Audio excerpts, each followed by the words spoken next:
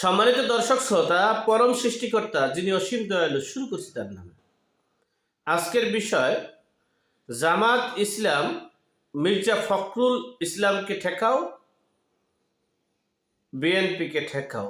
সেই প্ল্যান, সেই ভীষণ নিয়ে আগাচ্ছে, সে বিষয়ে আপনাদের সাথে সংক্ষেপে শেয়ার করছি।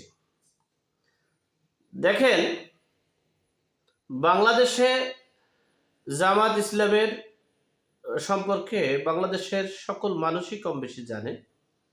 স্বাধীনতার পরাশক্তি 1971 সালের সময় এই দলটি ঘোষণা দিয়ে আনুষ্ঠানিকভাবে পাকিস্তানের পক্ষে বাংলাদেশের এই জনগণের কাছে এই বাঙালিদের অত্যাচারের, নির্যাতনের করার পক্ষে ছিল। যাই হোক, তারপরে তারা রাজনীতির মাঠে যেভাবেই হোক না কেন, সেই বঙ্গবন্ধুর সাধারণ ক্ষমার পর তারা রাজনীতির মাঠে সরগম হয়ে গেছে। এরপরে তারা বিএনপির সাথে ঐক্য করেছে। ঐক্য করে তারা মোটামুটি স্থায়ীভাবেই প্রথমেই তারা 4 দলীয় ঐক্য জোট করেছে এবং সেখানে বিএনপির নেতা কর্মীরা অনেক তাদেরকে মূল্যায়ন করেছে। সেন্ট্রালে বেগম খালেদা জিয়া সেই যুদ্ধ অপরাধীদের গাড়িতে পতাকাও দিয়েছে, মন্ত্রী বানিয়েছিলেন। এরপর থেকে তারা এই জামাত ইসলাম বিএনপির আদলেই ছিলেন। বিএনপির অপর নাম জামাত ছিল, জামাতের অপর নাম বিএনপি ছিল, এরকম একটা পরিবেশ সৃষ্টি হয়েছিল। যাই হোক, জামাত ছাড়া বিএনপি ক্ষমতায় আসতে পারত না। তারা 2001 সালে জোট করে প্রধানমন্ত্রী হয়েছিলেন বিএনপি। এরপরে আবার 2001 সাল থেকে তারা এই বিএনপিকে লিড দিয়েছিলেন। কিন্তু দুঃখের বিষয়, 2008 সালের পর থেকে এই জামাত ইসলামকে বিএনপি এড়িয়ে চলার চেষ্টা করেছেন। এমনকি যুদ্ধ অপরাধীর বিচারের সময়ও জামাত সক্রিয় ভূমিকা পালন করেনি। এই মির্জা ফখরুল ইসলাম আলমগীরের মহাসচিব থাকাকালীন সময়ে বিএনপি এই জামাত ইসলামকে এড়িয়ে চলার চেষ্টা করছে বেশি। এমনকি এই জামাত ইসলামের নিবন্ধন যখন বাতিল করে দিয়েছিল, তো এই মির্জা ফখরুল ইসলাম আলমগীরের নেতৃত্বে একটা প্রতিবাদ করার কথা ছিল, তারা প্রত্যাশা করছিল, কিন্তু জামাত সেটা পায়নি।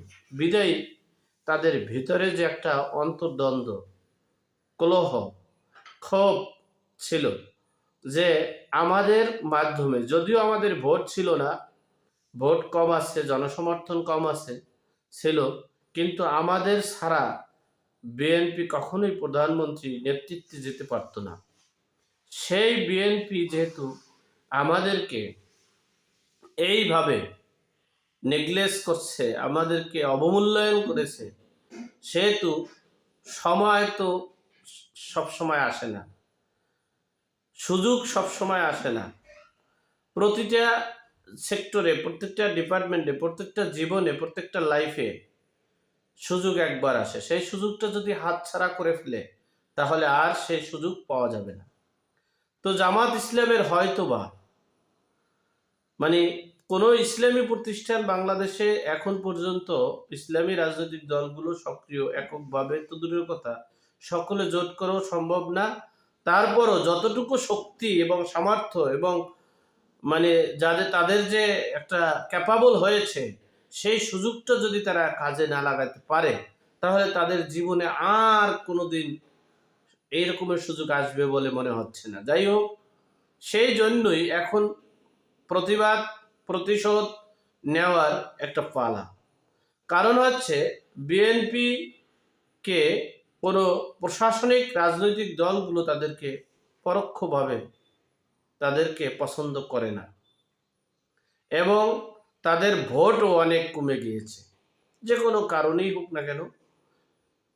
যাই হোক, এখন এই জামাত ইসলাম তারা শুধুমাত্র মির্জা ফখরুল ইসলামকে ঠেকাও, মির্জা ফখরুল ইসলামকে ঠেকাও, এজন্য তারা নানান মিশন এবং ভিশন নিয়েছে। মির্জা ফখরুল ইসলামে আলমগীরের আসন হলো ঠাকুরগাঁও 1। এই ঠাকুরগাঁও 1-এর জামাত ইসলাম প্রায় প্রত্যেকটা আসনই সম্ভাব্য প্রার্থী ঘোষণা দেওয়ার চেষ্টা করছে, তাদেরকে মাঠে নামাচ্ছে। পুরোপুরিটা পরে আসবে, কিন্তু তাদেরকে মাঠে নামিয়ে জনসমর্থন এবং নির্বাচন করার মতো যাতে তাদের সেই রকমের ক্যাপাসিটি, ক্যাপাবল এবং মাঠটাকে গরম করে রাখার জন্য সম্ভাব্য প্রার্থী ঘোষণা দিয়েছে। সেখানে জামাত ইসলামের সবচেয়ে তরুণ এবং যোগ্যতা, দক্ষতা তাদের দল অনুযায়ী, যেমন এই ঠাকুরগাঁয়ের জন্ম, তার নাম হচ্ছে দেলোয়ার হোসেন। আবার মনে করেন না দেলোয়ার হোসেন সাইদি, ওনার নাম দেলোয়ার হোসেন, মাওলানা দেলোয়ার হোসেন। তিনি মাদ্রাসা লেখাপড়া করেছেন, এরপরে রাজশাহী বিশ্ববিদ্যালয় থেকে লেখাপড়া করেছেন। তিনি তার এলাকার কলেজের সভাপতি ছিলেন, রাজশাহী বিশ্ববিদ্যালয়ের সভাপতি ছিলেন, তারপরে ঢাকা ছাত্র শিবিরের সভাপতি ছিলেন, এরপরে কেন্দ্রীয় ছাত্র শিবিরের সভাপতি ছিলেন, এরপরে এখন বর্তমানে ঢাকা মহানগর দক্ষিণের জয়েন্ট সেক্রেটারি জামাত ইসলামের, এবং কেন্দ্রীয় সুরা সদস্য নাকি কিরকমের অনেক পদ আছে। তাহলে দেখা গেছে তিনি একটা যোগ্যতা সম্পন্ন, তার দল অনুযায়ী দলের, সেই জন্য সেই যোগ্যতা সম্পন্ন ব্যক্তি নির্বাচন করবে এবং সেখানে যেভাবে হোক, যে প্রকার হোক, যা কিছুর বিনিময়ে হোক না কেন, এই ফখরুল ইসলাম আলমগীরকে ঠেকাতে হবে। তিনি যেন আর কোনোদিন পার্লামেন্টে না যেতে পারে, সেজন্যই মিশন এবং ভিশন নিয়ে আগাচ্ছে। এমনকি তাদের চিন্তা, জীবনের এই 53 বছর পর একটা সুযোগ এসেছে, জীবনে কখনো পারেনি এইভাবে।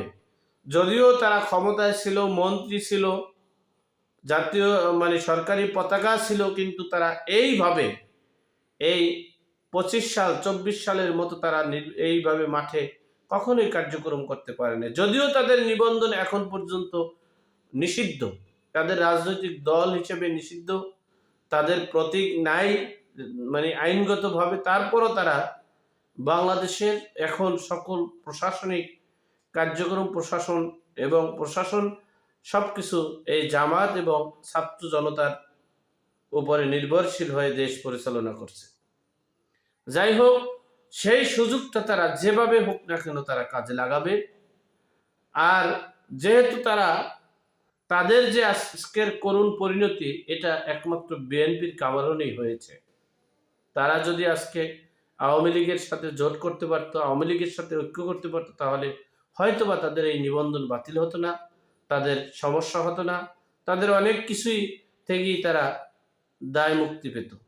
যাই হোক, সর্বোপরি কথা হচ্ছে জামাত ইসলামের, তারা স্থানীয় নির্বাচন চায়, তারা আওয়ামী লীগের নিবন্ধন বাতিল চায় না, তারা সংস্কার চায়, সংস্কারের নামে সময় চায়। অর্থাৎ যেভাবেই হোক না কেন কৌশলে বিএনপির অপকর্মগুলো বাংলাদেশের সকল মানুষের কাছে প্রকাশ করাবে, এমনকি যাতে তাদের মাঠ পর্যায়ে যা আছে তাও যেন না থাকে, সেজন্য সময় করে তাদের অস্তিত্ব ধ্বংস করার জন্য এই জামাত ইসলাম উঠে পড়ে লেগেছে।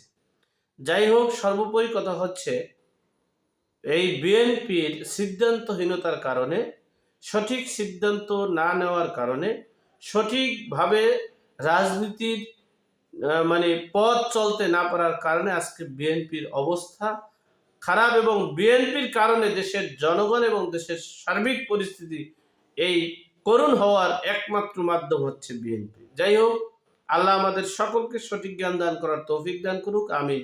আসসালামু আলাইকুম।